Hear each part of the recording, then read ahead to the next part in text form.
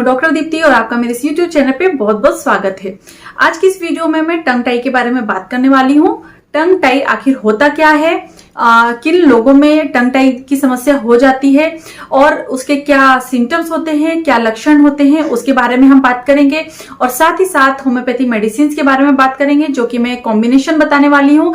टंग tie की समस्या होने पर आप उस कॉम्बिनेशन का इस्तेमाल कर सकते हैं।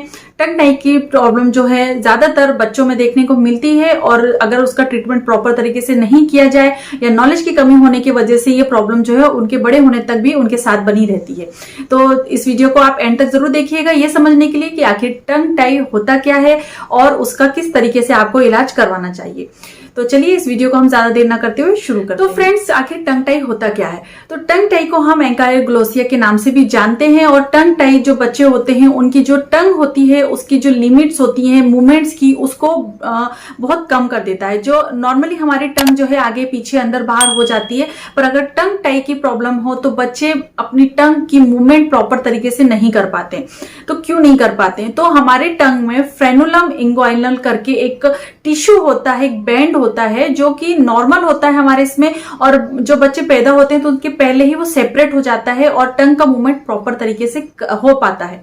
लेकिन जिन बच्चों को टंग टाई की प्रॉब्लम होती है तो उनमें जो फ्रेनुलम होता है, जो लिंगुअल फ्रेनुलम होता है, वो बहुत ज्यादा मात्रा में छोटा होता है, टाइट होता है और एक तरीके का एक टिश्यू होता है जो आपकी टंग के नीचे जो निचली परत होती है वहां से अटैच होकर आपके निचले माउथ तक अटैच होता है।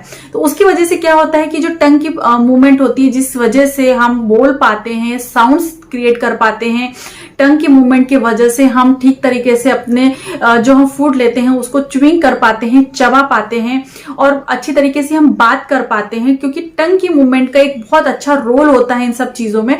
तो अगर टंग टाई की समस्या हो तो ये सारी मूवमेंट्स नहीं हो पाती है, बोलने में परेशानी होती है, खाने में परेशानी होती है, और जो ब्रेस्ट फीड पर बच्चे होते हैं उन्हें ब्रेस्ट फीडिंग में भी बहुत ज्यादा परेशानी होती है।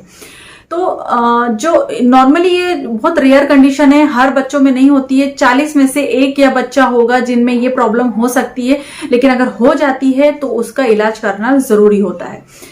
और लड़कियों से ज्यादा, यानी कि फीमेल जो बेबीज होते हैं उनसे ज्यादा बॉयज बेबी में ये 3% इसकी चांसेस बहुत ज्यादा होते हैं। मतलब अनुपात जो होता है वो बॉयज में ज्यादा होता है अगर अकॉर्डिंग कंपेयर किए जाए गर्ल्स से। तो ओवरऑल अगर देखा जाए तो जो हमारे लिंगुअल फ्रेनुलम होता है, जो हमारे टंग को कनेक्ट करता है हमारे माउथ से, तो वो बेबीज के होने के पहले सेपरेट हो जाता है। और अगर सेपरेट नहीं होता है किसी कारणवश, जो जीन म्यूटेशन होता है, एक तरीके का कॉज इटियोलॉजी हम सामने आई है, जीन म्यूटेशन, जिसकी वजह से ये प्रॉब्लम होती है, जहां पर बच्चे ठीक तरीके से बोल नहीं पाते हैं, स्पीकिंग में प्रॉब्लम आती है, ईटिंग में प्रॉब्लम आती है, ब्रेस्ट फीडिंग में भी बहुत ज्यादा प्रॉब्लम आती है, बोलने में बहुत ज्यादा तकलीफ हो जाती है। बच्चों में ये समस्या जो है पैदा होने के तुरंत बाद ही समझ में आ जाती है। तो जब बच्चा जन्म लेता है तो डॉक्टर्स जो होते हैं उनको प्रॉपर तरीके से फिजिकल एग्जामिनेशन करते हैं और वहां पे वो पता लगाते हैं कि उनको ये समस्या है या नहीं है।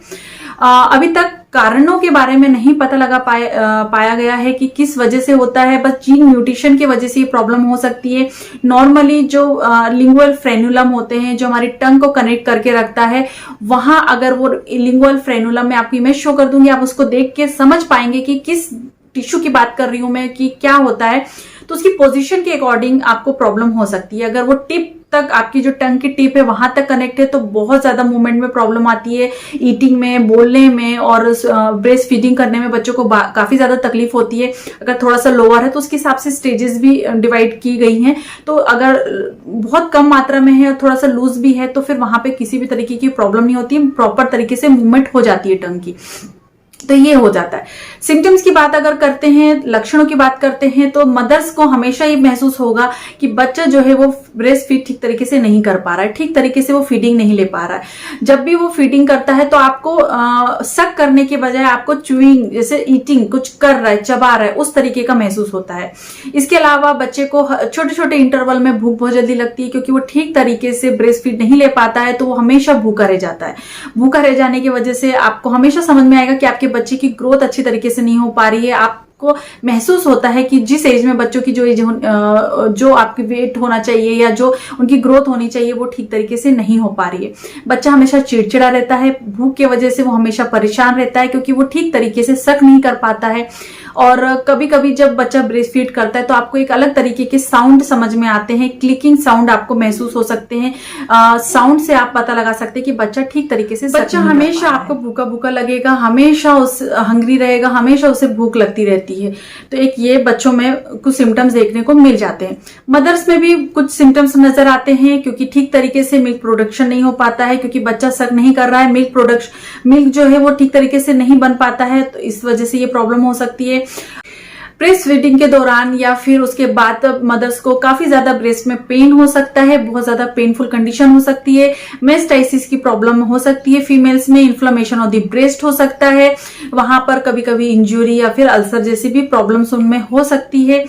इसके अतिरिक्त इन्फेक्शन भी हो सकता है ब्रेस्ट में और लो प्रोडक्शन ऑफ मिल्क, ये मदर्स में हो सकता है। लेकिन सिर्फ ये प्रॉब्लम ब्रेस्ट फीडिंग से ही कंसर्न नहीं है, इसके अलावा बच्चों को बहुत सारी दिक्कतों का सामना करना पड़ता है क्योंकि टंग जो है वो ठीक तरीके से मूवमेंट नहीं होता है और वो जो टंग जो है उनकी वो माउथ के किसी भी कॉर्नर में ठीक तरीके से मूव नहीं कर पाते हैं। ब्रेस्ट फीडिंग की तो प्रॉब्लम होती है, लेकिन जैसे जैसे बच्चे बड़े होते हैं तो आपको समझ में आता है कि वो ठीक तरीके से बोल भी नहीं पा रहे हैं और बड़े होने पर वो ठीक तरीके से कुछ खा भी नहीं पाते हैं, टंग का मूवमेंट प्रॉपर नहीं होता है। और जब बच्चे बड़े होते हैं तो ये प्रॉब्लम बहुत इजीली आपको समझ में आने लगती है कि कहीं कुछ प्रॉब्लम हो रही है। फिजिकल एग्जामिनेशन करके आप पता लगा सकते हैं। जब आप डॉक्टर के पास जाते हैं, आपको अगर इनमें से कोई भी सिम्टम या लक्षण नजर आते हैं तो आप डॉक्टर के पास जाते हैं, डॉक्टर पूरे एग्जामिनेशन करता है, मदर से वो पूछते हैं, केस टेकिंग करते हैं, मदर से पूछते हैं कि वो क्या ठीक से ब्रेस्ट फीड कर पा रहा है या नहीं कर पा रहा है, और नहीं कर पा रहा है तो क्या कारण होता है। बच्चे को ओवरऑल चेक किया जाता है, उनके माउथ को पूरी तरह से एनालाइज किया जाता है और वहां पे फिर पता लगाया जाता है। मदर्स भी देख सकती हैं कि वहां पर जो टंग की टिप होती है वो बहुत ज्यादा नुकीली होगी या हार्ट शेप की जो उनकी टिप हो जाती है बच्चों की, क्योंकि वहां पे खिंचाव बन रहा होता है।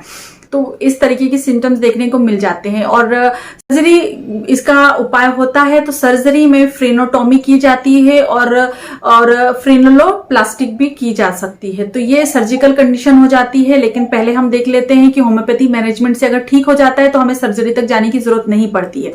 तो सर्जरी में क्या होता है, वहां पे कट लगाया जाता है, जो उनका लिंगुलर फ्रेनुलम होता है वहां कट लगा के जो टंग होती है उसको रिलीज किया जाता है।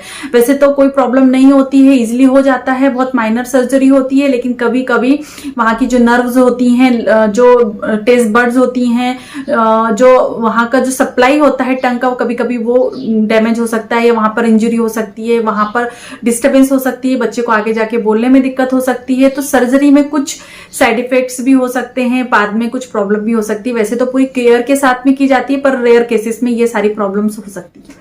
चलिए होम्योपैथी कॉम्बिनेशन के बारे में बात कर लेते हैं। तो इसके लिए आपको 3 होम्योपैथी मेडिसिन की जरूरत पड़ती है। जब भी आपको लगे, पहले तो आप अच्छी तरीके से जांच कराइए, डॉक्टर से कंसल्ट करिए और उसके बाद में आप ये मेडिसिन का इस्तेमाल कर सकते हैं किसी भी एक्सपर्ट की राय के बाद। सबसे पहले होम्योपैथी मेडिसिन हमें चाहिए होगी एक्कोनाइट, उसके बाद में हमें अगली होम्योपैथी मेडिसिन चाहिए होगी स्टिफ आइसेग्रिया और थर्ड मेडिसिन हमें चाहिए होगी काली फॉस्फोरिकम।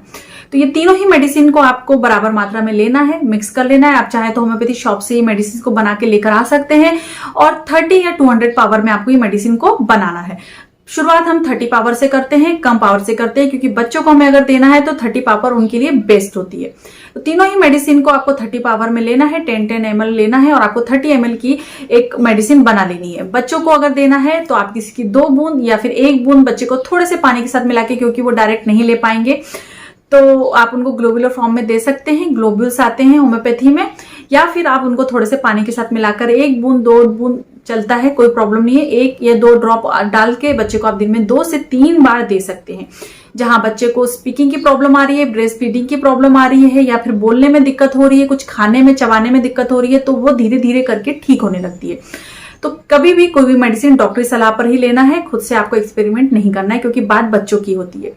तो होपफुली आपको आज का ये वीडियो पसंद आया होगा, आप टंग टाई के बारे में जान पाए होंगे। हो सकता है आपके आसपास या आपके घर में कोई ऐसा बच्चा हो तो प्लीज उनको अच्छे डॉक्टर से कंसल्ट करिए और साथ में ये मेडिसिन भी आप चला सकते हैं। और इसी तरह नॉलेजेबल वीडियोस को देखने के लिए, जो कि मैं हमेशा अपलोड करती रहती हूँ मेरे चैनल पे, उसके लिए आप मेरे चैनल को प्लीज सब्सक्राइब करिए, साथ ही बेल आइकन को प्रेस करिए ताकि आपको नोटिफिकेशन जो है मिल सके।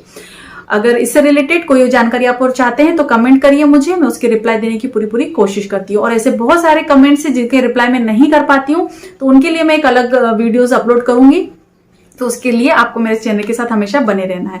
तो चलिए मिलते हैं नेक्स्ट वीडियो में, तब तक के लिए बाय बाय, अपना ध्यान रखें और खुश रहें। धन्यवाद।